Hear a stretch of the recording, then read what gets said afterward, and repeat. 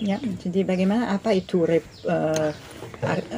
Republik Arkeologi? Republik ya. Public arkeolog. Arkeolog, bukan Republik. Bukan. Itu yang dilakukan di Jogja, Republik Arkeolog. Mungkin Republik ya, karena Republik. Ini ya. Publik ini kan masyarakat secara umum. Ya. Ya. Masyarakat secara umum, walaupun tanpa basic secara akademisi, pendidikan mereka tidak pada bidang arkeolog. Nah, awalnya itu kita ingin menghapus paradigma atau kebiasaan masyarakat di Indonesia yang ketika menemukan sesuatu, ini harus arkeolog yang meneliti.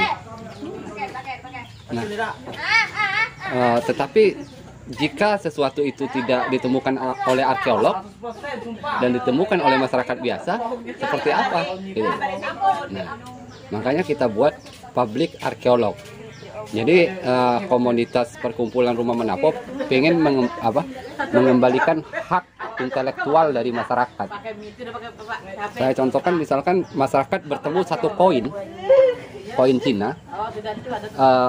Awal mereka menemukan, yang muncul di dalam pikiran mereka, apa ini? Rasa ingin tahu kan? Itu sudah ilmu pengetahuan bagi mereka. Apa ini? Tetapi ketika pihak instansi datang mengambil itu dan menyerahkan uang, ini kompensasi, maka hilanglah niat awal mereka ingin mengetahui itu. Nah, sekarang kita pengen memunculkan kesadaran masyarakat bagaimana mereka punya hak intelektual, bahwa ini warisan dari nenek moyang mereka. Mereka punya hak untuk mengetahui siapa nenek moyang saya ini yang mewariskan ini gitu. Nah, dengan cara ini kita coba menyelamatkan beberapa temuan arkeologi dan kita simpan di komunitas dan kita teliti bersama. Nah, dan secara berangsur, karena kita tidak mau dibilang sebagai kolektor atau maling, ya, kita coba berhubungan baik dengan instansi pemerintahan. Salah satunya Balai Pelestarian Cagar Budaya. Kita berkirim surat bahwa kita punya barang ini, dan alhamdulillah di 2021 2 kali utusan dari BPCB datang ke basecamp kita dan mendata semua barang-barang temuan kita gitu. Tapi barangnya tidak dibawa. Masih di komunitas. Nah, dengan adanya program ini, teman-teman bisa lebih cinta, bisa lebih menjaga barang-barang tersebut gitu, tanpa menjualnya. Dan ini sangat berharga, akan menguak semua misteri Bu, ya, dan ilmu pengetahuan masa lampau untuk kita terapkan pada masa sekarang dari temuan tersebut.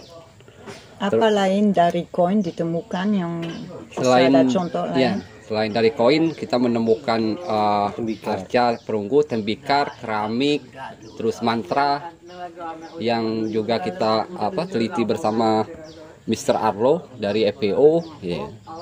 Terus beberapa timbangan Buddha, keramik Buddha, timbangan emas, gitu. Manik-manik. Nah, ini kita temukan baik di Sungai Batanghari maupun di daratannya, yaitu di kawasan Candi Muara Jambi, dan ditemukan oleh masyarakat setempat dengan menggali pasir atau menggali pasir. Biasanya. Jadi, ya dahulu maning itu di pelataran Candi Astana. Pelatarnya. Dan kenapa BPCB tidak membawa barangnya?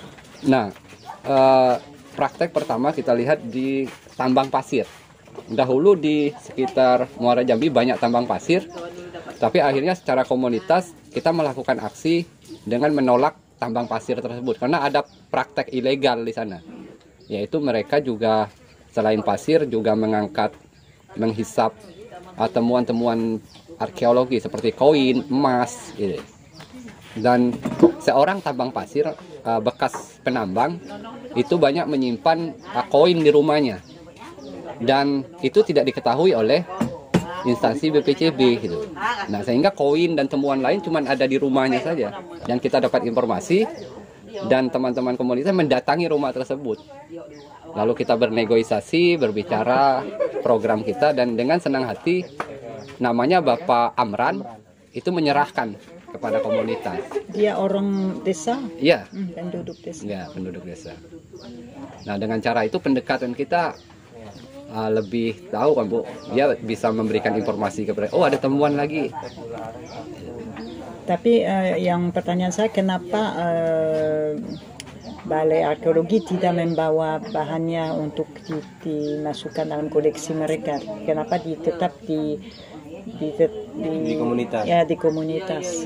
Mungkin secara pemeliharaan di BPCB belum menyiapkan tempat yang lebih baik, Bu ya. Karena barang-barang temuan lain kan sudah banyak di dalam museum mereka. Ya, mungkin kecuali itu Ya, arca luar biasa, ya, luar atau biasa, sesuatu ya. atau emas mungkin. Ya. Tapi yang lain dipercaya dipercaya tetap di komunitas. Di komunitas. Dan harapan kita nanti misalkan terhubung dengan pemerintah, desa juga harus punya museum. Baik, Tapi ada museum. belum ada. Yang museum bukan milik desa, harus lain. Harus lain. Harus desa memang Harus punya museum desa sendiri. harus, kalau di dalam konsep kita, desa harus punya museum, baik itu dari mulai etnografi, berkisar mengenai kehidupan sosial masyarakat, memakai perlengkapan apa, tradisi apa. Nah, itu harus ada museumnya. Nanti temukan itu nanti masuk Iya, museum masuk desa. museum desa. Dan desa bisa memberikan edukasi kepada masyarakatnya. Bila menemukan sesuatu, diregister dulu, masuk museum, kita akan berhubungan dengan, maka hubungan ini harmonis gitu. Tidak ada yang dituduh. Karena 10 tahun yang lalu bagaimana situasinya? Bisa ya ada perkembangan yang bagus Ya, ya, perkembangan. perdamaian. Bisa Perdamaian. digambarkan sebelumnya seperti apa? Ya, yang situasinya. situasinya awalnya dari BPCB menganggap kita sebagai saingan juga ya. Dan terus kita dianggap tidak punya hak untuk berbicara ke ranah itu. Tetapi ketika keluar undang-undang Cagar Budaya, Bu ya, kalau nggak salah nomor 10 2011, itu bahwa masyarakat bisa. Oh, ada undang-undang. Ada undang-undangnya untuk menjaga itu.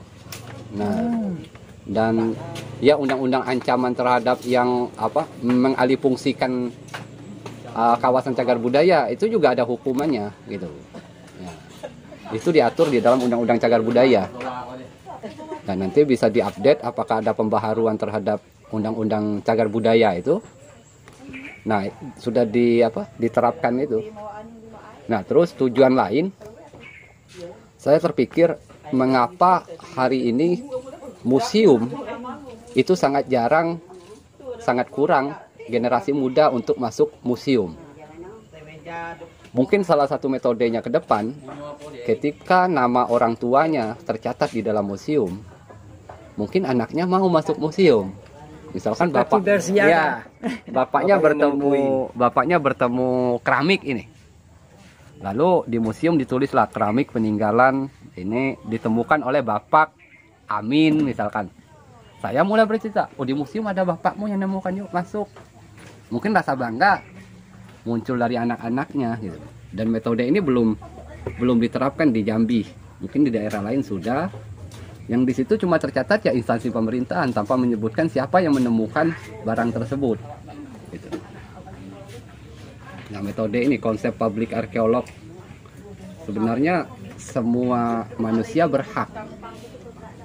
Kan kalau ilmu pengetahuan itu kan ada jurusan arkeologi, ada jurusan jurusan lain, ini kan pengembangan sains saja di muka bumi ini kan. Ya, lewat teori. Apalagi penduduk setempat ya. Iya, penduduk setempat punya hak. Karena kita percaya bahwa ini ya nenek moyang kita ya. Karena terus kawasan Candi Muara Jambi bukan saja satu orang atau satu desa yang punya, tapi dunia. Gitu. Ya. Tapi dunia yang harus bertanggung jawab, seluruh masyarakat yang hidup di dunia ini harus bertanggung jawab menjaga itu, menjaga temuan itu. Jadi tapi kalau dibicarakan tentang leluhur, Ya, padahal masyarakat Desa Muara Jambi pendatangnya dari beberapa generasi. Iya, Jadi generasi. kenapa merasa leluhur? Konsep Kalau- leluhur seperti apa? bagi saya konsep leluhur itu kita sudah dibesarkan di sini. Iya, kita tahu pintu masuk dapur kita di mana, seperti rumah, seperti sebuah rumah. Kampung ini kita tahu, ini pintu depan, ini ruangan tamu. Kita sudah menyatu dengan itu. Kita sudah saya pribadi sudah seolah-olah bisa berkomunikasi dengan candi itu sendiri, gitu. Jadi leluhur bukan silsilah darah ya? Bukan silsilah darah. Ya. Mungkin mengapa kita rasa cinta terhadap sesuatu, ini cuma hubungan secara emosional kita. Nah, secara perasaan batin kita, bagi saya itu sudah menurunkan leluhur. Kalau benang merah untuk merasa ada kaitannya dengan leluhur dulu, bagi apa itu? Kalau saya melihatnya pada tradisi masyarakat setempat, ya, misalkan dari kebiasaan-kebiasaan masyarakat yang selalu membuat sebuah simbol, baik itu di dalam perayaan adat, pembangunan rumah, selalu ada simbol yang juga kita temukan di kawasan ini. Banyak sekali simbol-simbol dan bahasa-bahasa dari mantra yang kita temui. Seloko, ada seloka, gitu. Nah, ini berkaitan. Ya, pohon kembang. Ya, cempaka. Ya.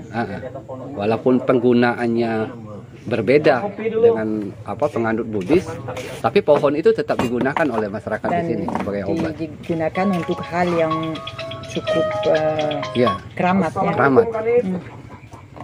Jadi leluhur itu bukan hubungan darah atau ini. Leluhur itu bagi saya ya tanggung jawab kita, merasa mempunyai tanggung jawab untuk menjaga. Karena itu bagian dari kita. Berarti itu sudah bagian dari kita gitu. Ya. Oke, baik, terima kasih ya. Ini sangat